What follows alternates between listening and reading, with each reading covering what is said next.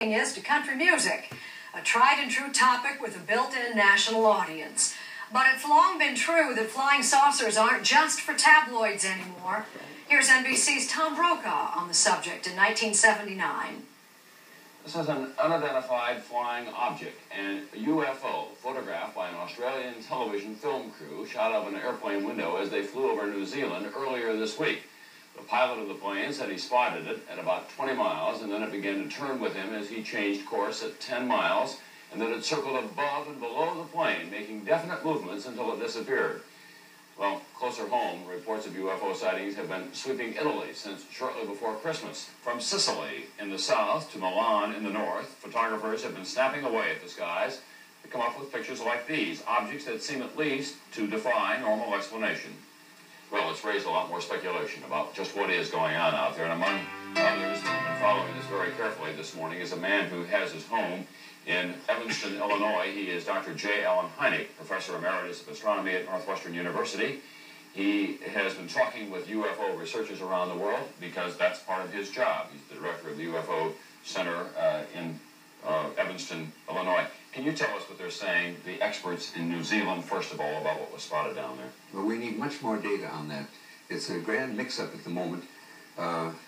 We don't know at the moment whether some of the shots were of Venus or whether they are something real. If we are to believe what the reports are, the preliminary reports, then it is not Venus. It's because they say the thing went under the plane and around the plane and so forth. But this all calls for some very real research, and no real research has been done. And by that I mean funded research, because here we have a subject that has been capturing the interest of millions of people, and yet nothing really is being done about it. Before we get to the research angle, what about the situation in Italy?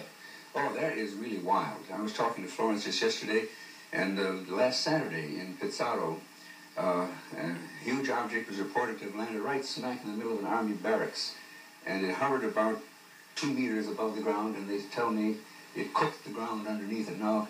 And then it's been brought up at in the Italian Congress. Yeah. They're calling for an investigation. The Ministry of Defense is puzzled. They're embarrassed, as a matter of fact, as to what this is all about. Isn't it possible that these are just gaseous formations, which has been one of the explanations often offered for UFOs? Yeah, I'm afraid it goes back to the day when I called the Michigan thing swamp gas way back there. Right. But that is pretty much out. What about these people who say that they've been abducted by little green men or held hostage for a time, have a close encounter of whatever kind? That's exactly what they say. Yeah. I worked with them quite a bit. They are not lying. They believe it has happened. And as one of the founders of modern sociology said, if people believe something is real, then the effects are real.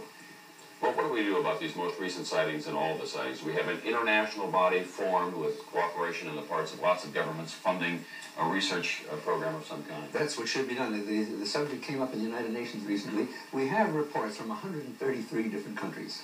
And the same pattern exists around the world. It's not just localized in one particular country, you see.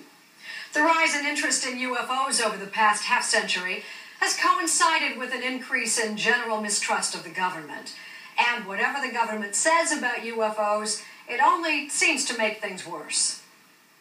UFOs again, flying objects reported spasmodically for many years now, and most people have remained skeptical. Now, the federal government says there have been more reports of sightings in recent years, and some around military bases, they say. And some witnesses reported the UFOs were shaped like hamburgers, even Big Macs. Here's Ford Rowland at the Pentagon. The Air Force has insisted since 1969 that sightings of unidentified flying objects are explainable. That what looks like a flying saucer is really a weather balloon or a meteorite, like this one appears to be in this old film. But some of the sightings have never been explained. Newly released government documents show that there was a sudden string of sightings of UFOs in late 1975. The objects were seen around nuclear storage facilities, missile silos, and 3 Air Force bases in this country. Guards reported seeing strange lights in the sky. The objects were tracked on military radar screens. Some were thought to be helicopters because they hovered right over missile silos, and when chased by military planes, the objects sped away at very high speeds, too fast to be helicopters. In 1976, a glowing object in Iran eluded an F-4 Phantom jet after the jet's electronic weapons suddenly became inoperative. The Central Intelligence Agency collected reports of sightings for years from all over the world. The CIA concluded that many were phony, most were explainable, and there was no threat to national security. Neither the Air Force nor the CIA is investigating UFOs now, and officials do not like to talk about the subject. Questioned about the 1975 sightings, a Pentagon press officer said that if a base commander wants an investigation, he should phone his local sheriff. The Air Force recently issued what it called the last word on the Roswell incident involving the alleged crash of a UFO in 1947. Officials acknowledged that they do not expect the report will end all speculation any more than they did the last time they issued a report on Roswell in 1994. And in the skies over the West Coast this morning, an unidentified speeding light and apparently a sonic boom. Many saw it, but there's been no official explanation. Now, maybe they should ask the Pentagon in, about 47 years. NBC's Jim McLashevsky tonight on the Air Force fessing up almost a half-century after another UFO. Stories about UFOs and aliens swooping down from outer space have long captured our imagination, especially the Roswell incident. 47 years ago, something crashed into the desert outside Roswell, New Mexico, and for 47 years, the Pentagon lied about it. Eyewitnesses had reported debris from a flying disc scattered over 2/3 of a mile. Some stories included the bodies of 4-foot-tall aliens, crew members killed in the extraterrestrial crash.